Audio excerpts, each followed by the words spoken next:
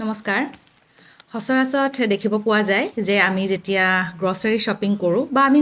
যিকোনো শ্বপিঙে নকৰোঁ কিয় তাত আমি সাধাৰণতে বিল যিখন আমাক দিয়া হয় সেই বিলখন আমি ভালদৰে আচলতে মন নকৰোঁ বা ভালদৰে চোৱা নাযায় আৰু সেইটো চবৰ ক্ষেত্ৰতে নহয় কিন্তু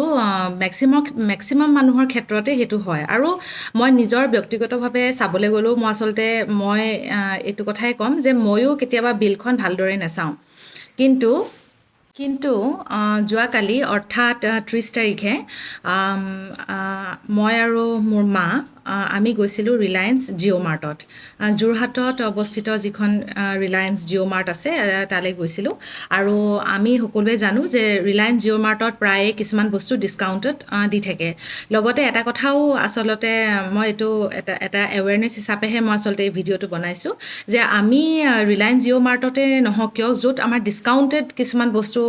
দি থকা হয় তাত আচলতে আমি বিলখন চোৱাটো খুব প্ৰয়োজন কিয়নো যিটো ডিছকাউণ্টে নিদিয়ক কিয় কিন্তু তেওঁলোকৰ ছিষ্টেমত এটা এনেকুৱা এণ্ট্ৰি হৈ থাকে দামটোৰ মানে যিটোৰ ফলত আল্টিমেটলি কাষ্টমাৰজনে বেছিকৈহে ভৰিব লাগে গতিকে মই যোৱাকালিৰ হেৰিটো দিছোঁ আপোনাক যোৱাকালি যিটো মানে আমি পাৰচেজটো কৰিছিলোঁ এইখন হৈছে যোৱাকালিৰ বিলখন এইটো যোৱাকালিৰ বিলখন হয়তো আপোনালোকে উল্টাকৈ দেখা পাব মই ইয়াৰ ভালদৰে বিলৰ ফটো এটা মই ইয়াত লগাই দিম বাৰু ভিডিঅ'টোত কথাটো হৈছে যে এইটো মোৰ কোনো তেওঁলোকৰ এগেইনষ্টত যে মই কিবা কমপ্লেইন টাইপৰ তেনেকুৱা নহয় এইটো আচলতে জাষ্ট আপোনালোকক আৱেৰ কৰিবৰ কাৰণে আৰু আপোনালোক যাতে অলপমান সজাগ হওক সেইকাৰণেহে মই আচলতে এই ভিডিঅ'টো বনাইছোঁ এতিয়া কথাটো হ'ল ৰিলায়েন্স জিঅ' মাৰ্টত যোৱাকালি আমি বজাৰ কৰোঁতে আমাৰ অলম'ষ্ট 2,500 মান টকাৰ আমাৰ বজাৰ কৰা হ'ল মানে 2,000 আমাৰ বিলৰ মতে ইনক্লুডিং টেক্স দেই সেইটো GST আৰু SGST আৰু CGST লগাই পেলাই আমাৰ টোটেল বিল হৈছিলে 2,539 আৰু 10 পইচা মানে 2,539 টকা আৰু 10 পইচা গতিকে 2,539.10 আমাৰ ইমানটো বিল হ'ল আৰু কালি ৰিলায়েন্স জিঅ' মাৰ্টত হয়তো কালি বুলিয়েই নহয় প্ৰায়ে কিছুমান বস্তু ডিছকাউণ্ট চলিয়ে থাকে গতিকে তাত সেইটো প্ৰাইচ লিখা আছিলে এতিয়া কথাটো হ'ল মই যেতিয়া পাৰচেজখিনি কৰিলোঁ সেইটো মানে আচলতে মই বুলি নহয় সাধাৰণতে কোনেও নকৰে বস্তুখিনি জাষ্ট উঠাইহে যায় মানে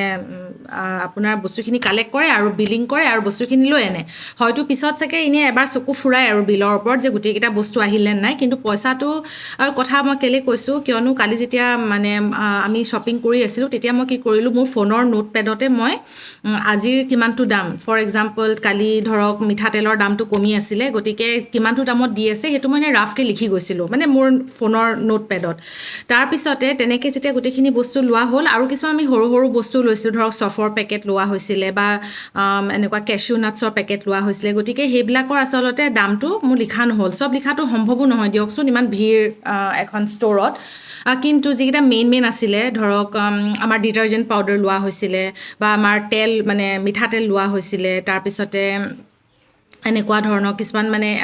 আপোনাৰ হেৰি ৰিলেটেড টয়লেট্ৰিজ কিছুমান লোৱা হৈছিলে গতিকে তাৰ মানে দামবোৰ মই ৰাফকৈ নোটপেডত লিখি গৈ আছিলোঁ লিখাৰ পিছত দেখা পালোঁ যেতিয়া আমাৰ বিলিংখিনি হ'ল বিলিঙত তেওঁলোকে এক্সট্ৰা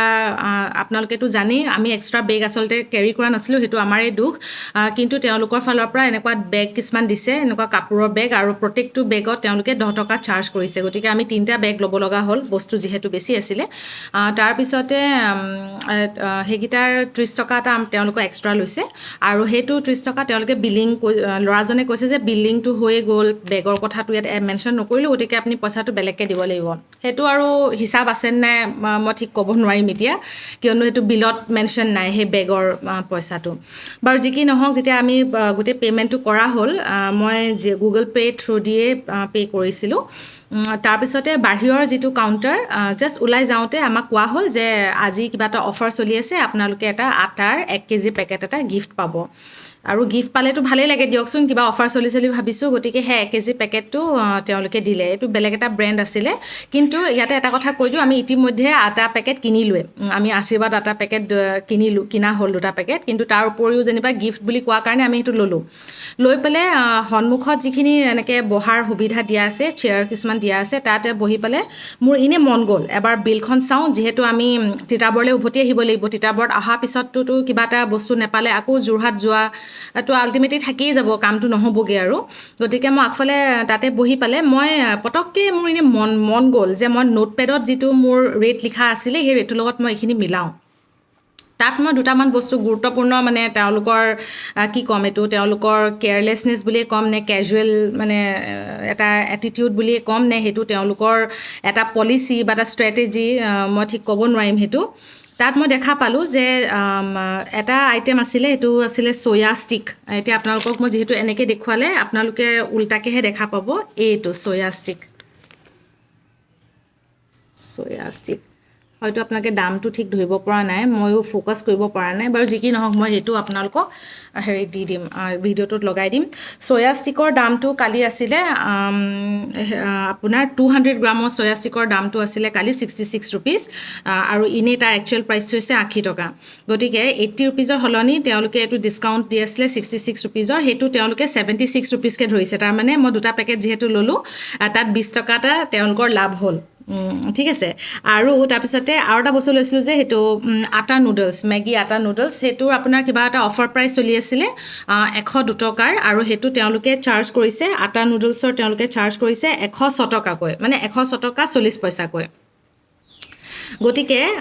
তেওঁলোকে তাত 8 টকা এটা বেছিকৈ লৈছে। 8 টকা নহয় আচলতে, 40 পইচা 80 পইচাই হয়গৈ, 8 টকা 80 পইচা তেওঁলোকে বেছিকৈ লৈছে। তাৰোপৰি ইণ্টাৰেষ্টিংটো এইটোৱে যে যিটো তেওঁলোকে এক্সট্ৰা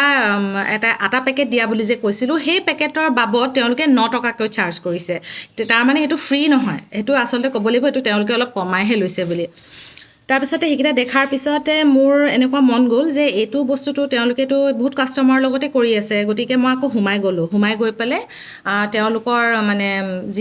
যিমান মানুহ পাইছোঁ আৰু বিলিং ছেকশ্যনৰ ল'ৰাজন, তেওঁ কিবা বেলেগ এটা কথা কয়, এইটো সম্ভৱ নহয়, এইটো আমাৰ ছিষ্টেমতে আছে। বেলেগ এগৰাকী ছোৱালী ৰিচেপশ্যনত, তেওঁ ক'লে যে আপুনি তালৈ যাওক, এনেকৈ মোক অলপ সময় ঘূৰুৱাই পিছত তাৰে এজন ছুপাৰভাইজাৰ বুলি ক'ব লাগিব, তেওঁ এজন অসমীয়া যুৱকে আছিলে। তেওঁ মোক সুধিলে যে আপোনাৰ প্ৰব্লেমটো কি হ'ল বাইদেউ। তেতিয়া মই তেওঁক সেই পাৰ্টিকুলাৰ ষ্টলকেইটাত লৈ গৈ পেলাই ক'লোঁ যে এইটো আজিৰ প্ৰাইচত এইটো ইমানটো আছে, আৰু মোৰ পৰা অলপমান বেছিকৈ চাৰ্জ কৰা হৈছে। আৰু তাৰপিছতে বাৰু যি কি নহওক ঘূৰাই মেলিকৈ মই আল্টিমেটলি মোক সুধিলে যে আপুনি কিমান টকা আচলতে ঘূৰাই পায়। মই ক'লোঁ যে মোক সেই আটা পেকেটটো নালাগে, সেই 9 টকাটো এনেই সেইটো আমাৰ পৰা চাৰ্জ কৰিছে, কিয়নো আমি অলৰেডি এইটো আটা ব্ৰেণ্ড নেখাওঁ, আৰু আমাৰ অলৰেডি আটা আমাৰ লোৱা হৈ গ'ল, গতিকে আমাক এইটো আটা নালাগে, এই 9 টকাটো আপুনি ঘূৰাই দিয়ক। আৰু তাৰোপৰি যিটো এক্সট্ৰা চয়া ষ্টিকৰ যিটো এক্সট্ৰা 20 টকা লৈছে সেইটো ঘূৰাই দিয়ক, আৰু লগতে 8 টকা যিটো লৈছে, এইটো আটা নুডলছৰ যিটো এক্সট্ৰা পইচা লৈছে সেইটো ঘূৰাই দিয়ক। টোটেল মোৰ 37 ৰুপিজমান মই ঘূৰাই পাওঁ, আৰু সেইটো তেওঁলোকে মোক ঘূৰাই দিলে। বহুতখিনি তেওঁলোকৰ মাজত আলোচনা হোৱাৰ পিছত এতিয়া মোৰ কথাটো হৈছে যে আপোনালোক সকলো অলপমান মানে এৱেৰ হৈ থাকিব, আপোনালোক সকলো অকণমান সজাগ হওক, কিয়নো আমি যদি কিবা এটা ডিছকাউণ্ট পাওঁ বুলি যদি এখন ষ্ট'ৰলৈ গৈছোঁ, আৰু তাত যদি এনেকুৱা ছিষ্টেমতে বেলেগ ধৰণৰ প্ৰাইচবিলাক সোমোৱাৰ বাবদ যদি আমি আল্টিমেটলি সেইটো পইচাই দিব লগা হয়, তাৰমানে আমাক মানে আচলতে ওৱান টাইপ অফ আমাক মানে ঠগি থকা নিচিনাই হৈছে। গতিকে এইটো তেওঁলোকৰ এগেইনষ্টত মোৰ ক'ব লগা একো নাই, আচলতে কৈতো একো লাভ নাই। তেওঁলোকে এইটো কিমান কাষ্টমাৰৰ লগত চাগে কৰিয়ে আছে, তেওঁলোকে যদি কিবা ডিছকাউণ্টেড আছে তেতিয়াহ'লে তেওঁলোকে এইটো ছিষ্টেমত ইনক্লুড কৰিব লাগিব, নহ'লে এইটো ডিছকাউণ্ট দিয়া একো অৰ্থ নাই নহয়। আপুনি তাত ডিছপ্লেত ডিছকাউণ্ট লগাই থৈছে আৰু প্ৰাইচটো আপোনালোকে বেছিকৈ লৈছে, এইটোতো কোনো অৰ্থ নাই। তাৰমানে মোৰ পৰা যদি 37 ৰুপিজ এটা যদি এক্সট্ৰা লৈছে, আপুনি জাষ্ট ইমেজিন কৰক, মই 2,500 টকাৰ বস্তু কিনোতে যদি 37 ৰুপিজ তেওঁলোকে মোৰ পৰা লৈছে, মানে মইতো ঘূৰাই পালোঁ, কিন্তু তেওঁলোকেতো ইণ্টেনশ্যনটো সেইটোৱে আছিলে।